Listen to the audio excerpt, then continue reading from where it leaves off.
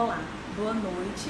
Nós estamos aqui voltando para mais um momento do Colóquio Sabiniano, conhecendo profissões, onde nós estamos conversando com outros profissionais acerca das profissões, e é uma forma de esclarecer para os nossos alunos, bem como para alunos de outras instituições, sobre a carreira profissional, sobre o mercado de trabalho, sobre as dúvidas que eles poderiam ter. E por falar em dúvidas, lembrando que nessa caixinha que tem uma interrogação aqui embaixo, vocês podem colocar perguntas que no final nós vamos respondê-las, tá bom? Olha só, hoje nós vamos contar com a participação de uma artista nata, é a Gabriela Pado, arquiteta, e ela vai conversar um pouco sobre a trajetória escolar, acadêmica e profissional dela. Vamos ver se a Gabriela já chegou, tá?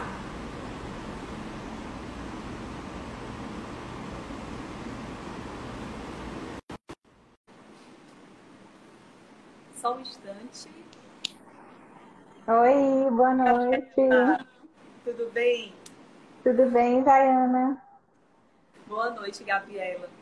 É um prazer imenso te receber aqui, tá? No nosso Colóquio Sabiniano, onde nós apresentamos aos nossos alunos, aos nossos pais, às famílias sabinianas, alunos de outras instituições, de outras cidades, sobre as profissões.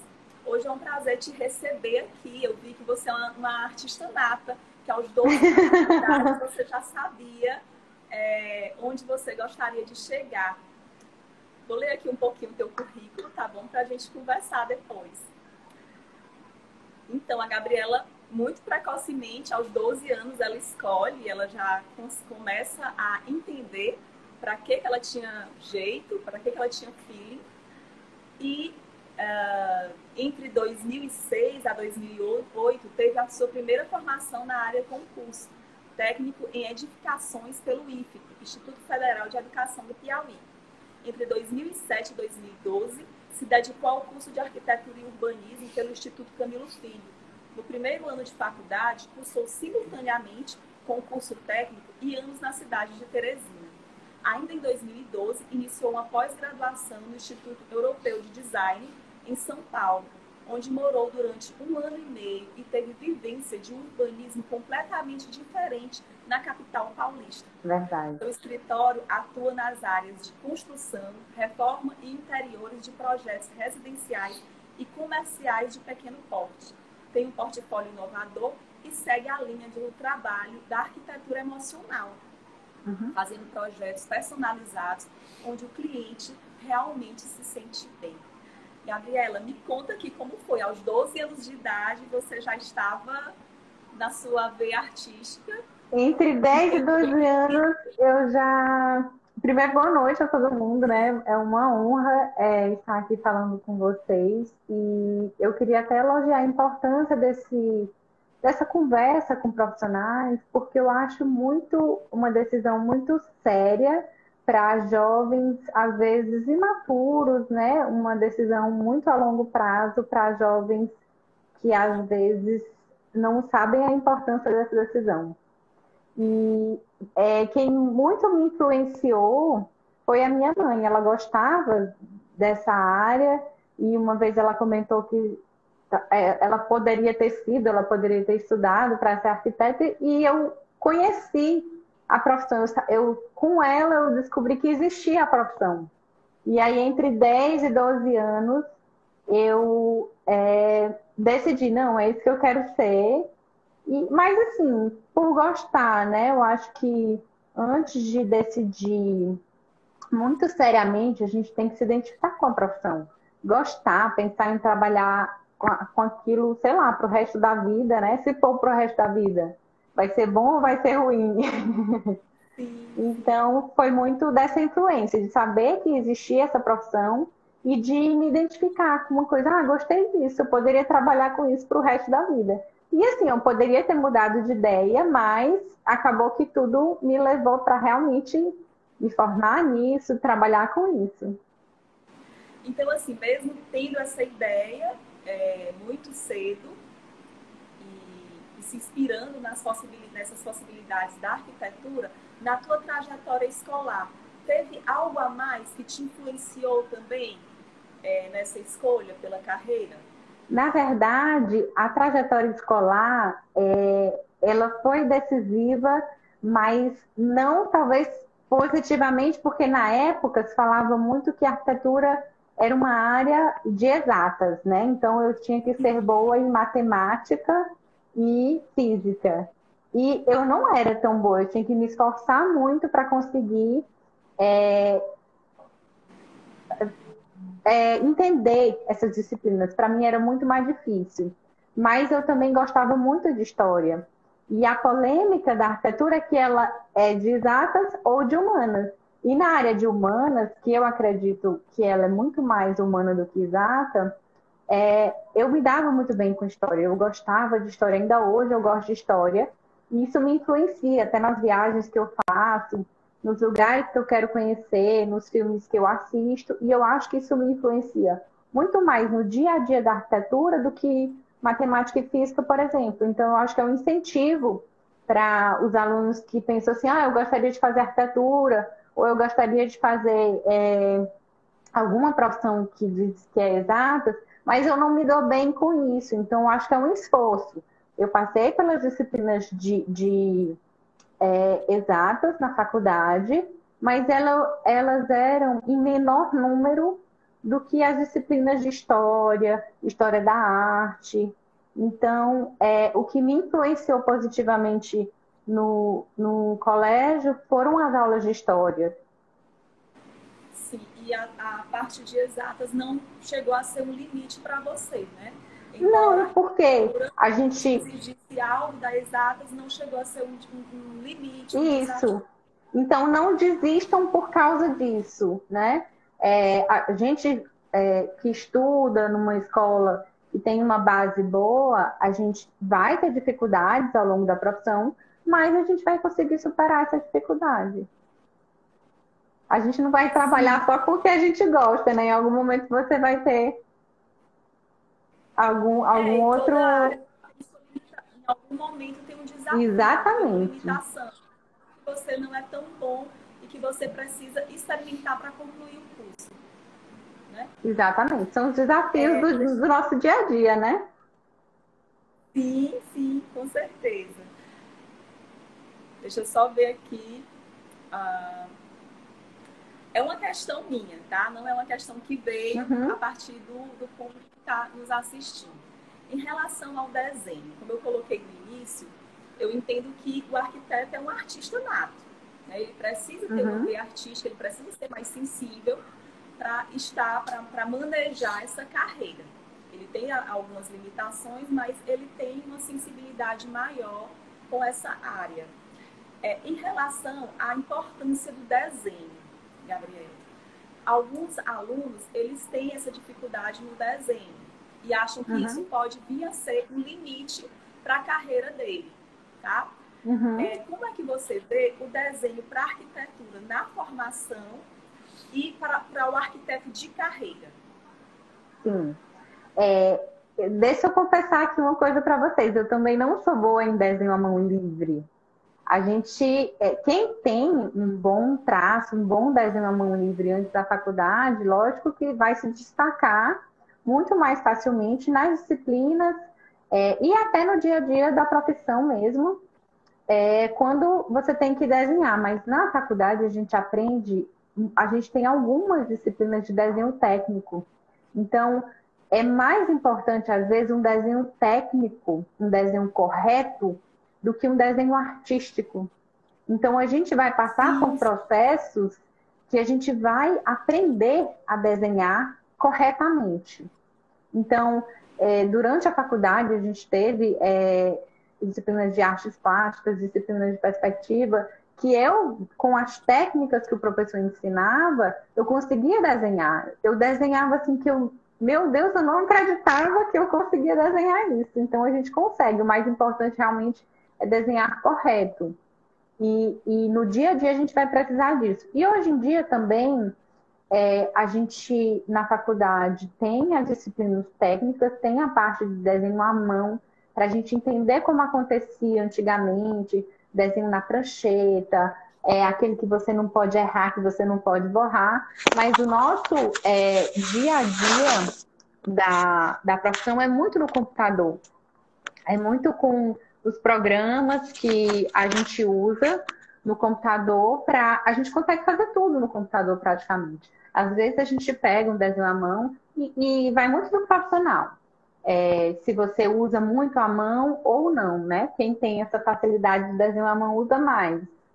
E aí realmente pode emoldurar essas obras de arte que se faz no dia a dia. Entendo. Então, assim, a tecnologia ela vem para facilitar e apesar de existir uma cadeira que se pague na universidade do desenho técnico, apesar de existir, mesmo assim não se torna um limite profissional para quem não Não, consegue desenvolver a arte através do desenho.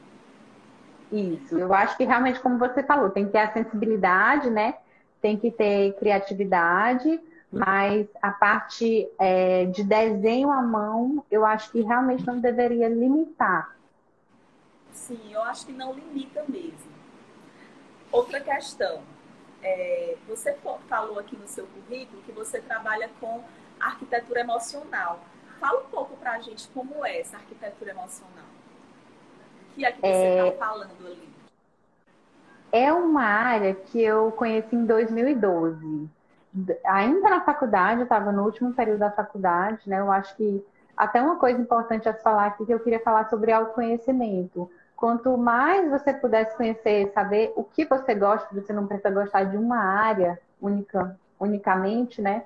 Eu acho que as pessoas, nós somos seres tão complexos que a gente gosta de mais de uma área. E a gente pode unir isso na nossa profissão, agregar valor na nossa profissão com outras áreas. Eu estava lendo um livro que chama Arquitetura da Felicidade. E ainda na faculdade eu questionava algumas coisas do mercado, às vezes, do que as pessoas achavam sobre o arquiteto. Ah, o arquiteto é inacessível, o arquiteto impõe algumas coisas aos clientes. Eu não queria ser. Eu estava buscando, né, a minha área de trabalho, com o que eu queria ser, eu estava questionando. Então, eu conheci esse livro que chama Arquitetura da Felicidade e eu abri os meus olhos. Pronto, é isso que eu quero fazer, é com isso que eu quero trabalhar. E aí, acho que um ano depois, eu conheci o trabalho de uma arquiteta italiana que chama Giada Schneck, que foi ela que criou esse termo.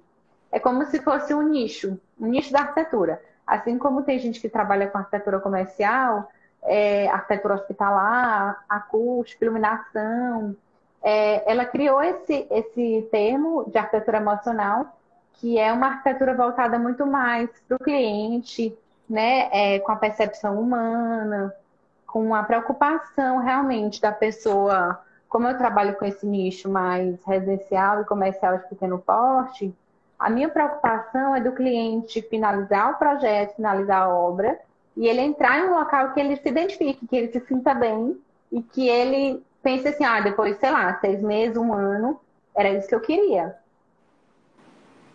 Um bem-estar para a vida dele. Exatamente.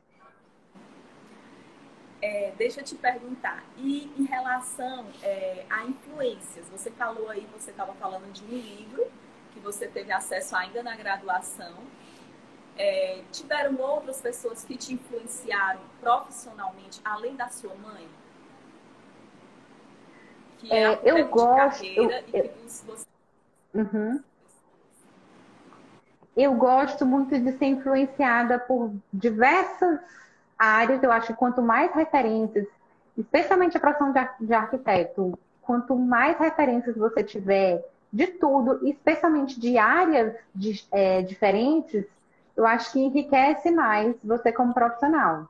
Porque a gente tem que ter repertório, a gente tem que ter uma bagagem para quando a gente receber um desafio de um projeto inovador, alguma coisa assim, a gente tem que estar pronto, né?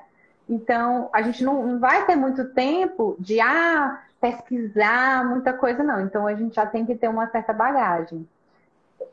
De profissional, me vem aqui à cabeça agora o Mauro Lopes. Eu gosto muito do trabalho do Mauro Lopes, que foi até o que fez o novo prédio do colégio. Até elogiei ele na época, ficou muito... muito fora da caixinha. Eu acho que é ousado, é criativo, agrega valor à cidade. Eu acho muito bom o trabalho dele. Já admirava na época e continuei admirando depois de formada. Ele é sócio do Gualberto, não é? Excelente Uhum. arquiteto. Deixa eu te perguntar, tu acha que hoje tu identifica um estilo próprio, o estilo da Gabriela?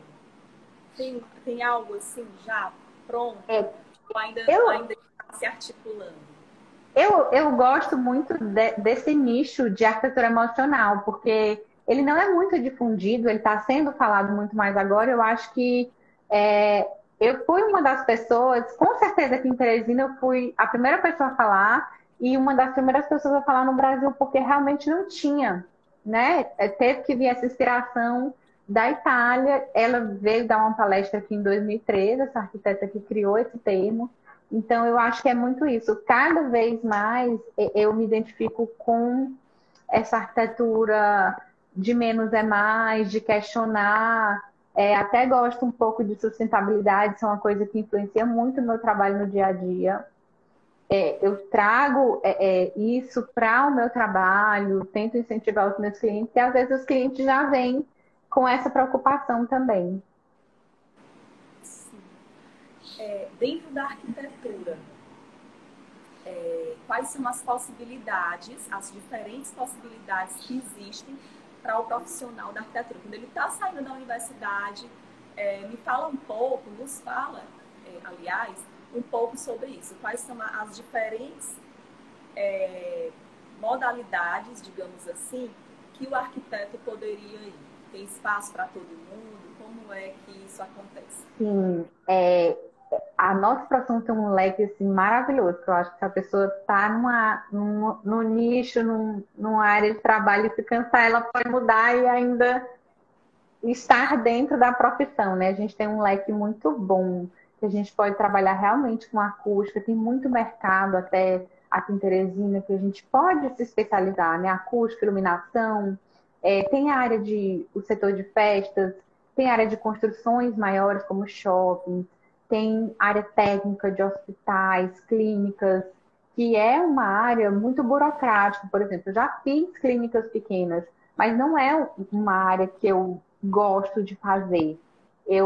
É muito burocrático, muito difícil, tem as leis específicas disso, então a gente tem que, para fazer um projeto, a gente tem que saber a necessidade do cliente, a gente tem que saber a legislação vigente que se atualiza. Então, a gente tem esses leques e até para trabalhar com o mais básico, digamos assim, o mais óbvio, que é a parte de construção, a parte de reforma e a parte de interiores, que eu entrei na faculdade, eu ingressei na arquitetura pensando nessa área de interiores, mas eu realmente me apaixonei por urbanismo, me apaixonei pela área de reforma e construção. Então, tem muito mercado. Você pode, até uma coisa que eu fiz na época da faculdade, foi estagiar em diversos setores. Eu estagiei em obras, estagiei em escritório de arquitetura, escritório de interiores, para dali decidir o que eu queria fazer, né? Não só ficar, eu entrei por causa de interiores, eu vou trabalhar com interiores. Eu me apaixonei por projeto, por reforma e por construção. Entendo. E a área de contração, ele como de construção, como é que acontece esse manejo com com o engenheiro civil? É até bom falar dessa diferença, né? Porque tem muita gente que tem dúvida. Eu acho que o primeiro passo de planejamento, quando a gente fala, tem até cliente que tem dúvida também. Eu procuro primeiro o arquiteto ou o engenheiro. E essa fase de planejamento, de partido arquitetônico que a gente chama, como é que vai ser a ocupação do prédio no terreno, isso começa com o arquiteto, né? Em algum É o momento, arquiteto que faz o estudo do terreno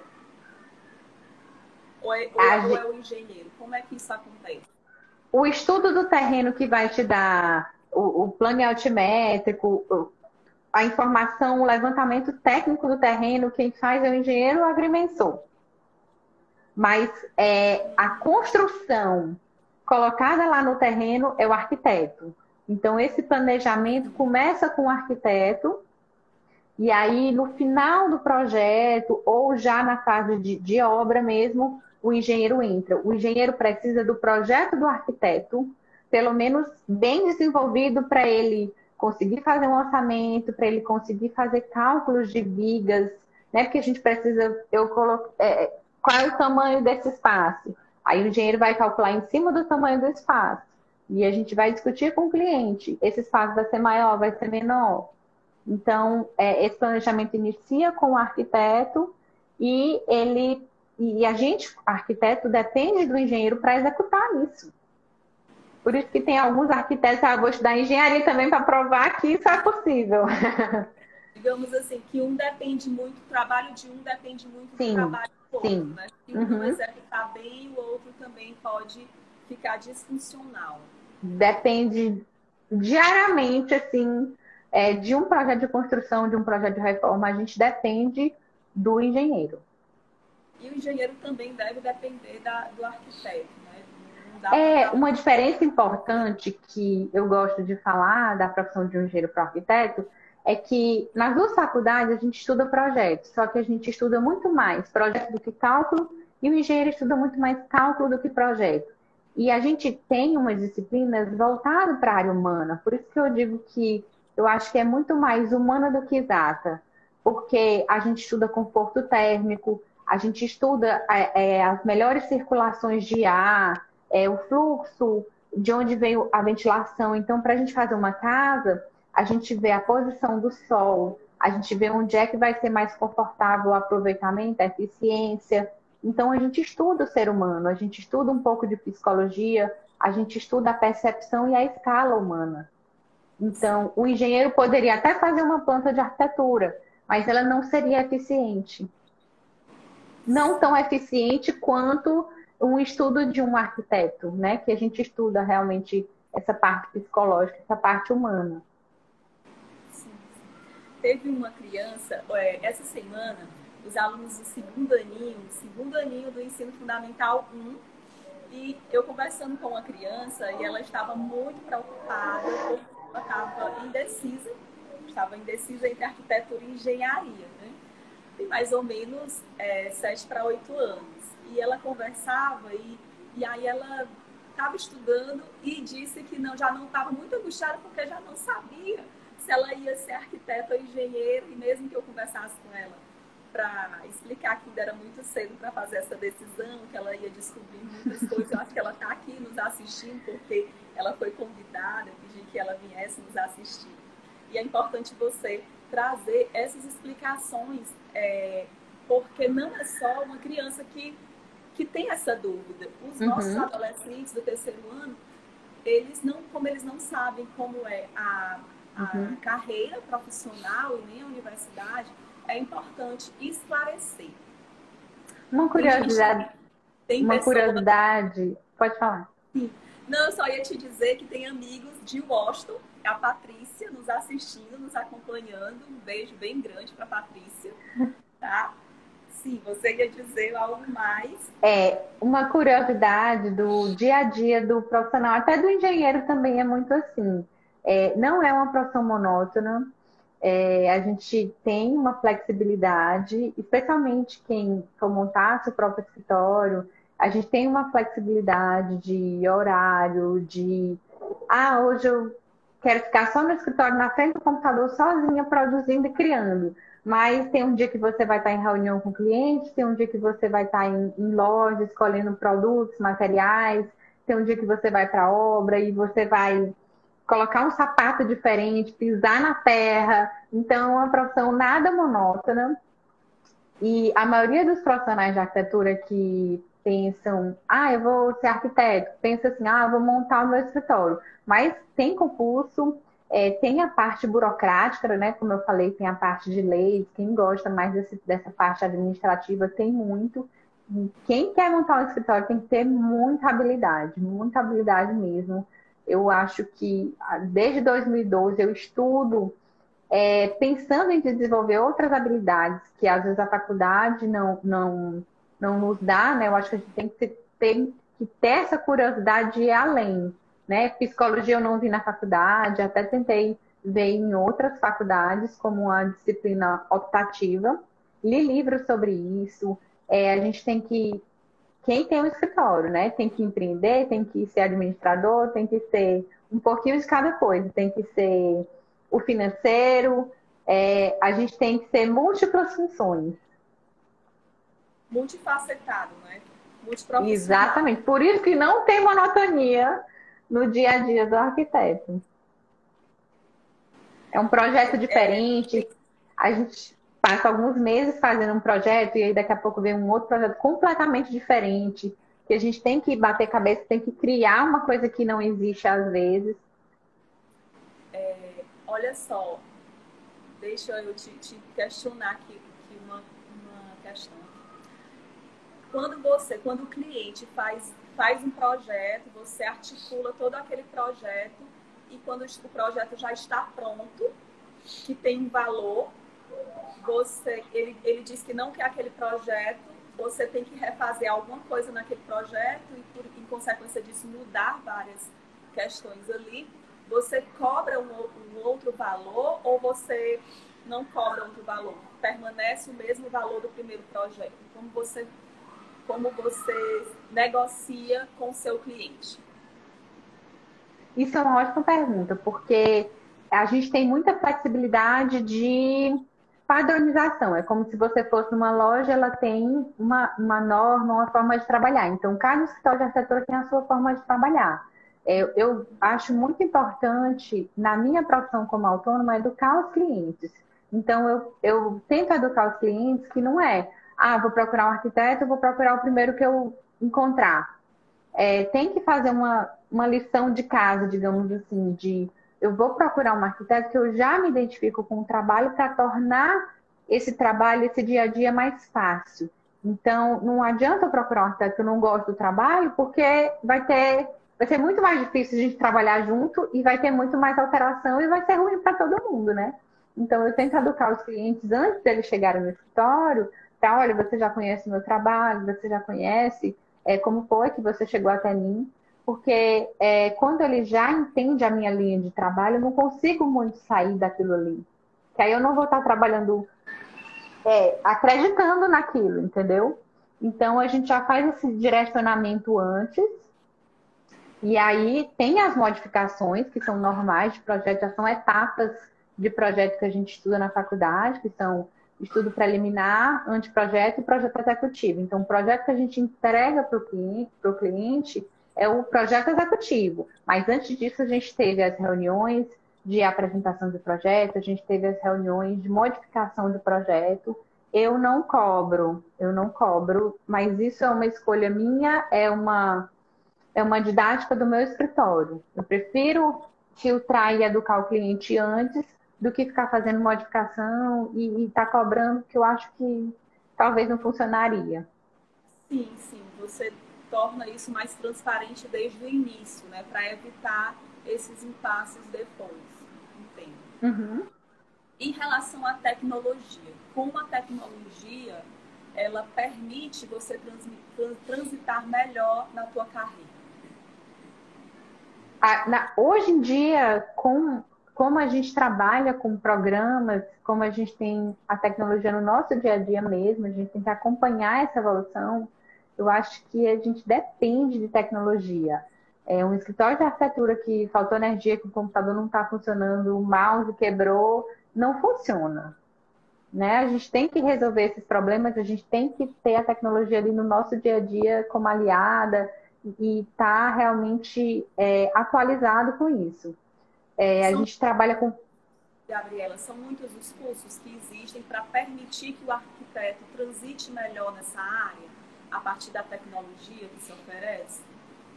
Na própria faculdade, a gente já aprende alguns programas, mas, lógico, depende assim, do interesse do profissional, de fazer outros cursos fora, e depende até da área, né? Uma área que está muito em dia, é muito comum hoje, profissionais que se formam, são arquitetos, e eles trabalham só criando imagens 3D, né? Eu modelo, crio um 3D no meu escritório, e eu mando para um outro profissional que vai só transformar aquela imagem numa imagem realista. Então, às vezes, tem empresas que fazem só isso. Trabalham só com... Aí eles precisam ter um computador tipo de gamer. É como se fosse um videogame mesmo. Quem trabalha com essa área é como se fosse um videogame. Estou jogando aqui um The Sims, estou montando uma casinha, botando uns blocos ali. Ah, estou fazendo uma cozinha. Aí eu vou colocar o liquidificador para o cliente entender que ali é o liquidificador dele. Vai ter uma tomada para esse liquidificador. Então, em alguns momentos é divertido isso. E é complicado a gente limitar, a gente gerenciar isso de prazo de entrega e criatividade, porque não é você sentar em uma cadeira e a criatividade vem. Às vezes você não está gostando do projeto e eu não entrego assim, olha, eu não estou gostando, não vou entregar. Entendi, entendi. E dificuldades? Em que momento do teu percurso acadêmico e profissional você encontrou dificuldades ou decepções? Eu acho que toda profissão, né, e toda fase que você vai passando, você tem essas dificuldades. Na época da faculdade eu era muito tímida. Eu queria ter um escritório, como a maioria dos profissionais querem, mas do jeito que eu saí da faculdade, impossível eu ter um escritório. Não só por questões financeiras, mas por questões de habilidades mesmo que eu teria que desenvolver, de comunicação, porque a gente que tem um escritório, além dessas habilidades de gerenciar tudo, administrar finanças, gerenciar pessoas, lidar no dia a dia com cliente, com obra, com outros profissionais, né? É uma coisa muito complexa, é uma coisa muito dinâmica. Então, eu acho que na faculdade eu era muito tímida, isso foi uma barreira, uma limitação, mas essa decisão e ter conseguido morar fora, fazer uma especialização logo em seguida da faculdade, eu até incentivo, é uma coisa que eu incentivo muito. Quem tiver a oportunidade de morar fora, de estudar, fazer uma especialização fora, realmente abre muito a cabeça. Você tem uma outra visão, e até de urbanismo, que é a minha profissão também, né? A gente se forma em arquitetura e urbanismo, e é diferente perceber uma cidade diferente da nossa. Em São Paulo, eu ia da minha casa para a faculdade a pé, e era normal isso. Era mais rápido do que eu esperar o ônibus e pegar um ônibus lotado. Era perto. Então, lá é comum a gente andar 4 quilômetros. O clima ajuda, a segurança da cidade, da região que eu vivia e a região que era a faculdade ajudava. Então, isso me fez perceber o urbanismo de uma outra forma. Isso fez eu perceber a minha profissão de uma outra forma. E a dificuldade quando eu morava lá eu era para ficar 2 anos estudando lá, só que eu consegui antecipar um período. Então, eu fiquei 1 ano e meio longe de tudo e de todos, tipo, 4 dias na semana, era saindo de casa às 7 horas da manhã e chegando 11 horas da noite. Porque eu trabalhei lá, então eu tinha um trabalho e tinha a faculdade à noite. Sem Aí falar eu ficava... que você tem de vivências com outras pessoas, com outros Sim, professores. sim. E também, assim, de crescimento, amadurecimento, pessoal mesmo. Eu acho que um profissional, antes de ser profissional, tem o pessoal, né? Tem o amadurecimento pessoal. Sim, porque normalmente nós saímos da universidade ainda muito verdinhos, né? Uhum. E E aí quando... os professores da especialização até falavam, vem direto da faculdade, é muito imaturo, é muito jovem. Mas isso foi uma escolha, porque se eu não fosse naquela época, eu não iria depois. Sim, Então, mesmo assim, eu acho que valeu a pena. Eu incentivo quem puder, quem tiver essa oportunidade. Tem uma frase do José Saramago que eu gosto muito: é sair da ilha para ver a ilha.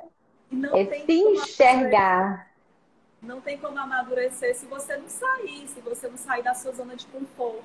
Exatamente. Olha só, E aí, só um instante, Gabriel. Só dando um recado, mandem as perguntas, tá? Que nos últimos 15 minutos nós vamos parar para responder. Oi, Gabriela, desculpa eu ter te interrompido. E aí, nessa fase, a dificuldade foi estar longe de todo mundo, de todas as minhas referências. Eu tinha que me conhecer e saber o que que eu gostava. Porque quando a gente está na cidade que a gente cresceu, na cidade que a gente nasceu, sempre no mesmo lugar, né? A gente vai muito influenciado pelas pessoas que a gente ama, pelas pessoas que a gente conhece, pelas experiências que a gente tem. E aí, quando a gente vai realmente morar fora, morar sozinho, a gente, quem sou eu? O que que eu gosto e qual caminho eu quero seguir. Então, foi um ano e meio de muita dedicação, de muito esforço. É, eu lembro de umas férias que eu tive da faculdade, não tive férias do trabalho, eu tive férias da faculdade. E aí, nessas férias da faculdade, eu aproveitei para fazer mais curso. Um mês de férias, eu fiz 3 cursos, um por semana. Então, foi uma época muito puxada, de muito sacrifício, para voltar e realmente, agora eu vou diminuir um pouco o ritmo, vou trabalhar 2 turnos, alguma coisa desse tipo. E até quando eu voltei, assim, quando eu voltei, eu ainda não montei meu escritório. Eu fui, minha ex-chefe daqui me convidou para trabalhar com ela, ainda trabalhei com ela mais 1 ano e 3 meses, se eu não me engano. E aí eu montei o escritório. Quando eu montei o escritório, agora vai ser mais tranquilo. Mais outra etapa de dedicação, de trabalhar 3 turnos, porque é a gente que faz acontecer, né? Eu acho que até Foi mais ou menos quanto tempo depois de formada você conseguiu montar seu montar o próprio escritório, escritório. com o trabalho Eu você. formei em 2012 e eu montei o escritório em 2015. Foram 3 anos depois. E Um aí, bom tempo de é, experiência já. aham, e de experiência Pode. em vários outros trabalhos. E aí, quando monta o escritório, um tempo realmente de dedicação naquilo ali, para aquilo ali realmente se sustentar, dar certo. E aí sim, depois diminuir mais o ritmo novamente, que é o que a gente estava falando mais cedo, né? Tipo, eu planejei a minha vida profissional para no começo me dedicar mais e aí depois diminuir o ritmo e engravidar agora, né? Como a gente falou. Quais os conselhos você daria para um aluno do ensino médio que está nesse momento de decisão e de dúvida também? Quais os conselhos que você Planeje, daria? eu acho que planeje, né? Pesquise, estude. Não custa nada você tentar se informar o máximo possível sobre cada profissão, mas além de planejar, siga seu coração. É importante você pensar em trabalhar com o que você gosta.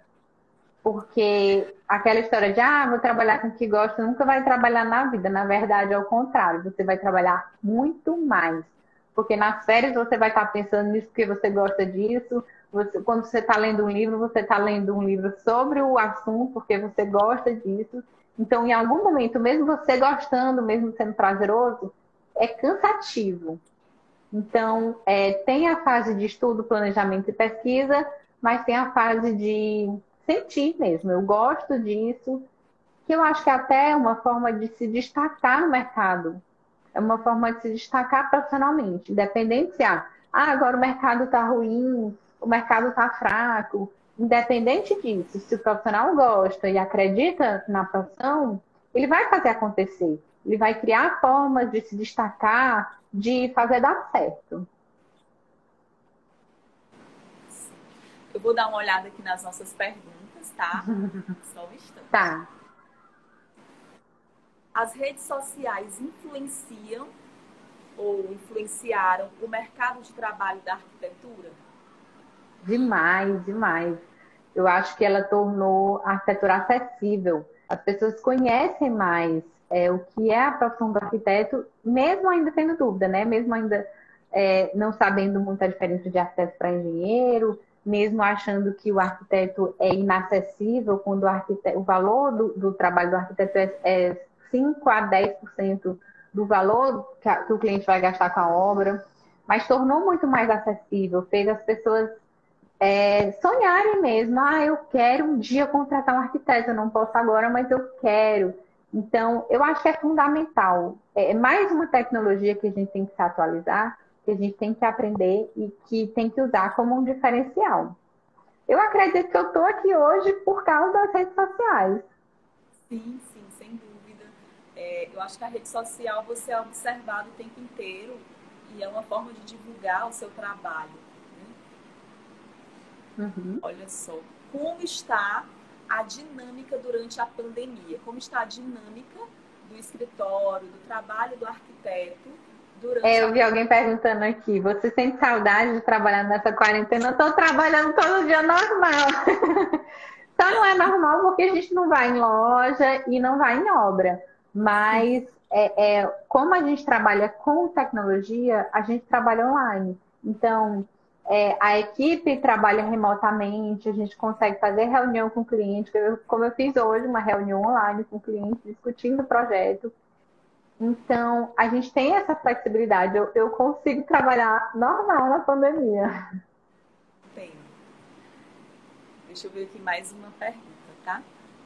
Só um instante.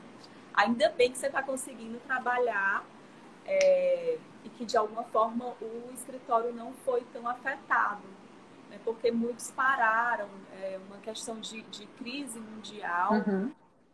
entende? É realmente um privilégio, né?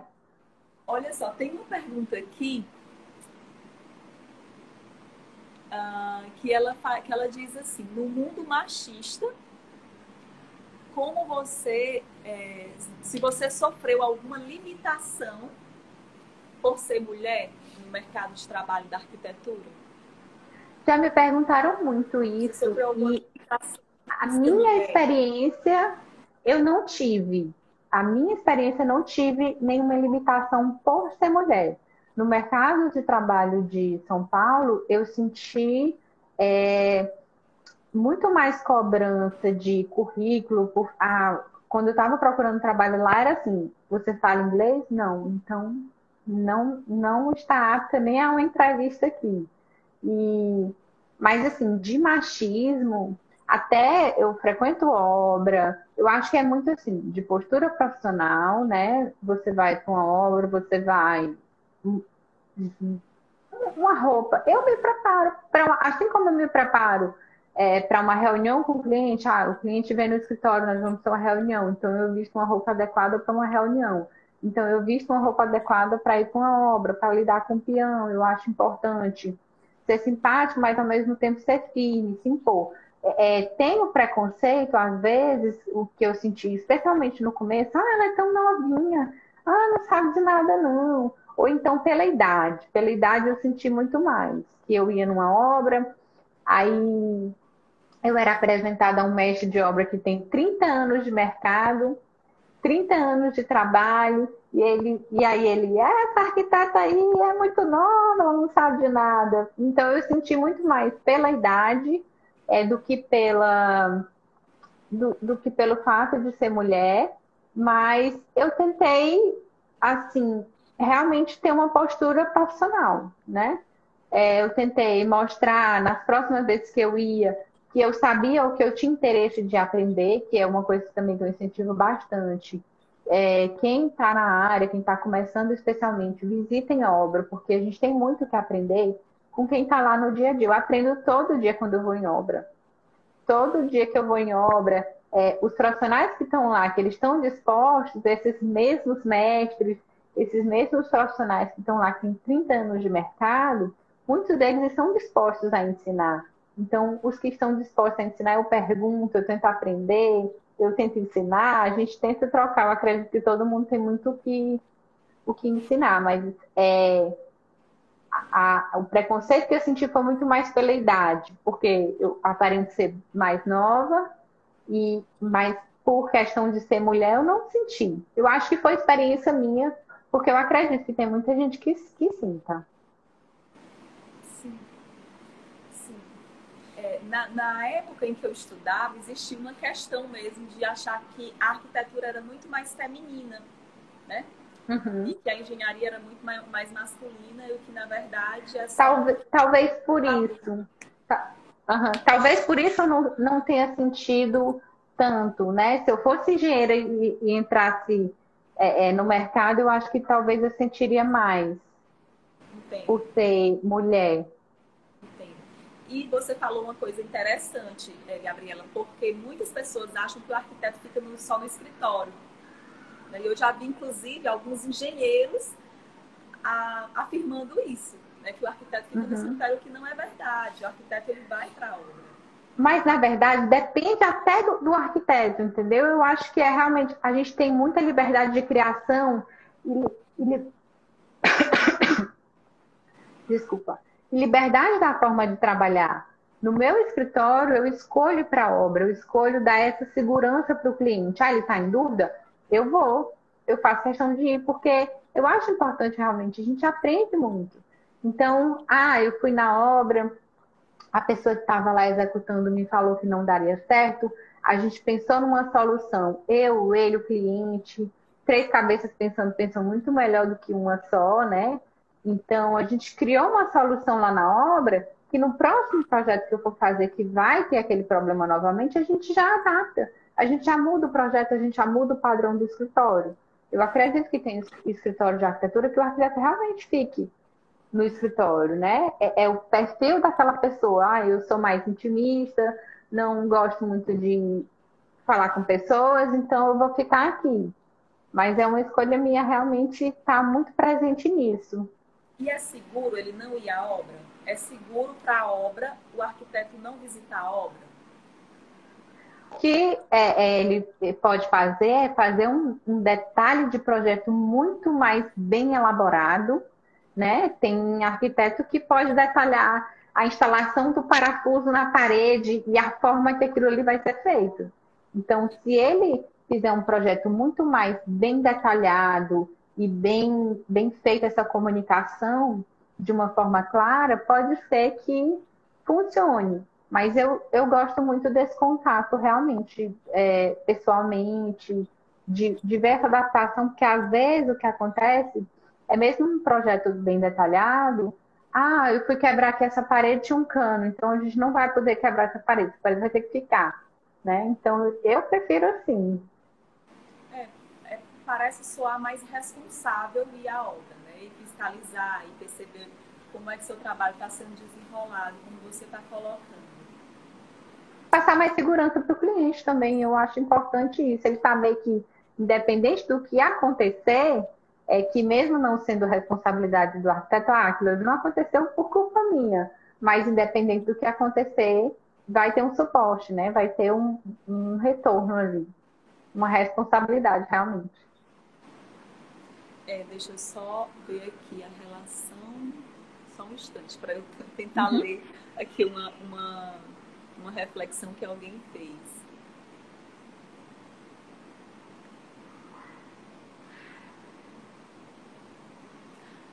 O arquiteto Laerte Leal, ele apresenta aqui, ele é teu colega de profissão, né?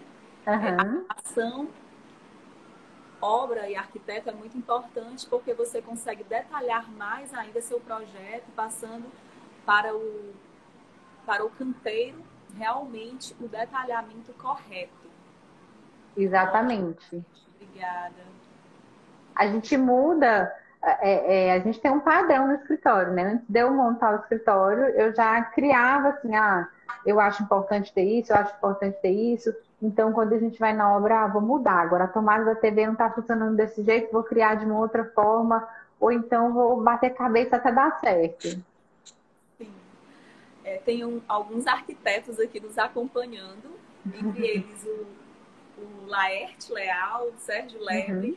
e o Anderson Mourão, que também é pai sabiniano, tá? Ele é pai de uma criança da escola, do Colégio das Irmãs. Deixa eu ver aqui se eu encontro mais alguma pergunta. Algumas pessoas não estão fazendo a pergunta na caixinha e eu estou precisando baixar os comentários para encontrar as perguntas, tá? Por isso que está Uma demorando um coisa pouco. importante a falar também é que às vezes tem um preconceito de arquiteto assim como ser uma profissão feminina, pensar, arquiteto só fica no escritório, só fica muito chique, de salto alto, não sei o que, só frequenta ambientes muito luxuosos. quando na verdade não é muito assim. O que já aconteceu comigo é o cliente dizer assim, olha que tá muito empoeirado, quando tiver mais limpo eu te chamo. Eu disse, mas eu tenho que dar na obra. Por isso que eu tenho um tênis no carro, eu tenho um sapato fechado no carro, eu tenho um capacete, eu tenho uma sacola de levantamento dentro do carro, porque teve imprevisto na obra, vou ter que passar lá, vou precisar medir, vou precisar de uma treino, então tá tudo lá. E aí já teve cliente que, deixa eu ver aí, o eletricista dizendo que estava com problema, eu subo a escada, vou lá em cima, aí o cliente olha assim, meu Deus, ela sobe mesmo. Então eu acho, pode ser de perfil de profissional, né, de escolha do profissional, mas eu acho que os profissionais de uma geração muito mais antiga tinham muito mais isso de, sei lá, às vezes estar num pedestal. Mas como a concorrência aumentou muito, tem muito mais profissional no mercado, eu acho que se destaca esses profissionais que realmente estão lá para tudo que o cliente precisar. Sim, sim. Olha só, não temos mais perguntas por hoje. Eu agradeço aqui, a live vai ficar gravada para que outras pessoas assistam. A live fica gravada 24 horas e depois vai para o IGTV. Eu agradeço a tua presença, tá? Imensamente. Eu que agradeço o convite. Deixa eu só ver se alguém mais fez alguma pergunta. Tem mais uma pergunta aqui. Em Teresina, como é o mercado no ramo de arquitetura? O mercado de trabalho no ramo da arquitetura. Como é que está o mercado de trabalho no ramo da arquitetura? Eu acredito muito no mercado aqui em Teresina. Eu acho que ainda tem muito o que ser explorado, porque a gente ainda tem muito o que educar o cliente. Eu acho que o cliente de arquitetura, ele vem quando ele entende a importância, né? Então, eu acho que vai muito do arquiteto educar a importância que a gente faz o cliente economizar, né? Quando ele deixa de refazer alguma coisa na obra, quando ele deixa de colocar. Já fui numa obra, uma cliente me procurou com a obra andando. E aí tinha um cômodo super pequeno, que ia ser um escritório, de 50 e 50 centímetros tinha uma tomada. Aí tinha uma caixinha de tomada. E aí eu cheguei, quando a cliente chegou lá, eu disse, meu Deus, o que é isso? Que tanta coisa. Ela está gastando dinheiro ali. Ela está gastando dinheiro na mão de obra daquele profissional, ela está gastando dinheiro de material que vai ser retirado, talvez não vai ser aproveitado mais. Então, eu acredito muito no mercado de Teresina ainda. Eu acho que teve uma mudança muito grande dos últimos, sei lá, 10 anos para cá, 5 anos para cá, com essa quantidade de faculdades que tem muito mais profissional no mercado. E é por isso que eu acho importante a gente trabalhar com o que a gente ama, porque a gente vai ter que trabalhar muito mais para a gente se destacar. Mas eu também acredito que a gente pode criar esse mercado. A gente pode criar essa demanda quando a gente educa o cliente e a gente mostra para ele a importância do nosso trabalho. Sim, sim. Deixa eu ver se tem mais, porque agora há pouco eu ia encerrar com as perguntas, mas apareceram novamente outras perguntas aqui, tá? Só um instante. Uhum.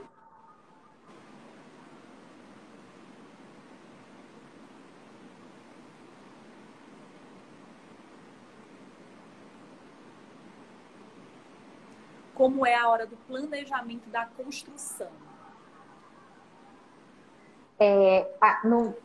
O processo que a gente faz de planejamento tenta educar muitos clientes com a questão do planejamento, né? Não adianta procurar um arquiteto e dizer, eu quero uma casa para daqui a um mês.